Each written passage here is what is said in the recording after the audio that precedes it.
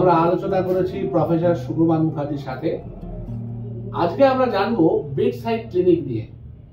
এখন তো almost AI এর যুগ চলে এসেছে, আর্টিফিশিয়াল ইন্টেলিজেন্স আস্তে আস্তে আমাদের বেসিক বেড সাইড টিচিং, যেটা আমরা রোগীর সামনে দাঁড়িয়ে রোগীর কাছ থেকে বিভিন্ন রকমের কথাবার্তা শুনে, যেটাকে আমরা হিস্ট্রি টেকিং বলি, ফিজিক্যাল এক্সামিনেশন করে বিভিন্ন অর্গান সিস্টেমকে হাত দিয়ে বা যন্ত্র যেমন স্টেথোস্কোপ, যেমন টিউনিং ফর্ক, এগুলো দিয়ে দেখে আমরা তখন যে ডায়াগনোসিস করতাম, সেই ডায়াগনোসিসের সঙ্গে আজকে laboratory diagnosis, evidence based medicine, artificial intelligence পুরো জায়গাটা পাল্টে দিয়েছে। কিন্তু কেমন ছিল যখন ডক্টর সুকুমার মুখার্জি স্টুডেন্ট ছিলেন?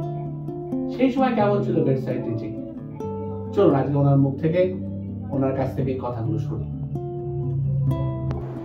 On the other hand, Dr. Soilen Sen, out and out a bedside clinician, out and out a উনি পড়াতেন একটা পেশেন্টের হিস্ট্রি কি করে দিতে হয়, পেশেন্টের সঙ্গে কথা কি করে বলতে হয়, তাকে কি করে এক্সামিন করতে হয় এবং অ্যানালিসিস করতে হয়। আমি খুব মনে করি আজকে যোগেশ ব্যানার্জি, শৈলেন সেন আমাদের ক্লিনিক্যাল সেন্সটা ডেভেলপ করেছিল। একদিকে art of communication and clinical examination, অন্যদিকে অ্যানালিসিস। আমি যুগল বলছি, আমি তো আপ্লুত হয়ে গেলাম। তারপরে থার্ড ইয়ারে যখন মেডিসিনের পরীক্ষা হলো, মেডিসিনে আমি পাস করলাম। আমি তো ক্লাস অ্যাসিস্ট্যান্ট মানে জিএলপিতে বেঞ্চে বসা নয়, টুলে আলাদা বসা, রোল কল করা, মাস্টারের সঙ্গে যোগাযোগ রাখা। আর আমার এক বন্ধু ছিল ডক্টর জয়ন্ত সেন। ব্রিলিয়েন্ট। আমাদের ব্যাচে তখন 10টা ছেলে ব্রিলিয়েন্ট ছিল ইউনিভার্সিটি। জয়ন্ত সেন হলো সার্জারির ক্লাস অ্যাসিস্ট্যান্ট, আমি হলাম মেডিসিনের ক্লাস অ্যাসিস্ট্যান্ট। হতে চেয়েছিলাম আমি সার্জন ও ফিজিশিয়ান, উল্টো হয়ে গেল। যে পাস হতো সে হচ্ছে ক্লাস অ্যাসিস্ট্যান্ট মেডিসিনে। আপনার স্যার সার্জারি ইচ্ছা ছিল?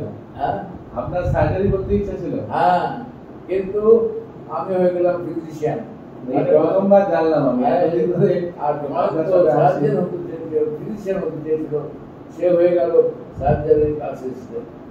তখন সার্জারিতে কুমার কান্তি ঘোষ, সুবোধ মিত্র, অনিল রায় একদম মাস্টার।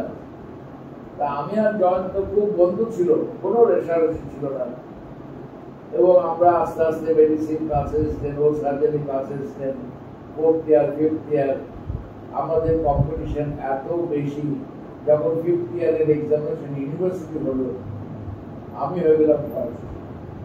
আমি টপার ইন দি ইউনিভার্সিটি। আমি তখন ওই Surya Kumar Sarbadhikari gold medal university থেকে পেয়েছিলাম। জয়ন্ত আর আমরা মনে আছে খুব, আমরা ফাইনাল পরীক্ষা দিয়ে ঠিক করেছি, আমরা সব পয়সা না দিয়ে পড়েছি, স্কলারশিপে পড়েছি যে একবার বেড়াতে যাব। আমরা 7 জন মিলে বম্বেতে গেছিলাম, থার্ড ক্লাস টিকিট কেটে। তখন পয়সা ছিল না। কোন ট্রেনে গেছিলেন স্যার? আমি জয়ন্ত সেন বম্বে গেলাম। আচ্ছা। বম্বে গিয়ে খুব অর্ডিনারি মেসে ছিলাম, আমরা রেজাল্ট জানতাম না। এবং আমরা ফিরে আসার সময় যখন আমরা নাগপুরে পৌঁছেছি, তখন রেজাল্ট বেরিয়েছে। জয়ন্ত সেনের বাবা আমাদের রেজাল্ট জানালো ফোনে। তখন তো মোবাইল ছিল না, নাগপুরে জানালো যে সুকুমার ইউনিভার্সিটি ফার্স্ট। তার মধ্যে আমরা 7 জন ছিলাম। বিশ্বনাথ মুখার্জি বলে একজন আমাদের বন্ধু ছিল। জয়ন্তর বাবা জানতো না বিশ্বনাথ ওখানে আছে। বিশ্বনাথের রেজাল্টটা বলতে পারেনি। বিশ্বনাথের মনটা খুব খারাপ। আমরা সবাই জানলাম পাস করেছি সবকিছু, ও জানতে পারলো না, পরে এসে জানলো। কিন্তু তখন জানলাম মন্দির যখন ফিরছি, আমার মনে আছে আমরা সব থার্ড ক্লাসে, কেউ এখানে শুয়ে আছি, কেউ ওখানে শুয়ে আছি, কেউ বুঝতে জায়গা পায়নি। ফিরে এসে আবার মেডিকেল কলেজ। আমি থাকতাম বউবাজারের সেন্ট্রাল ক্যালকাটায়, হেঁটে হেঁটে যেতাম, হেঁটে হেঁটে আসতাম। শ্বশুর মিশন ডিস্ট্রিক্ট থেকে ওটা স্যার আপনার বাড়ি ছিল না মেস? না, ভাড়া বাড়ি। ভাড়া বাড়ি যেখানে আমার জন্ম হয়েছিল বউবাজারে, আর মেডিকেল কলেজ হেঁটে আসতাম, হেঁটে যেতাম।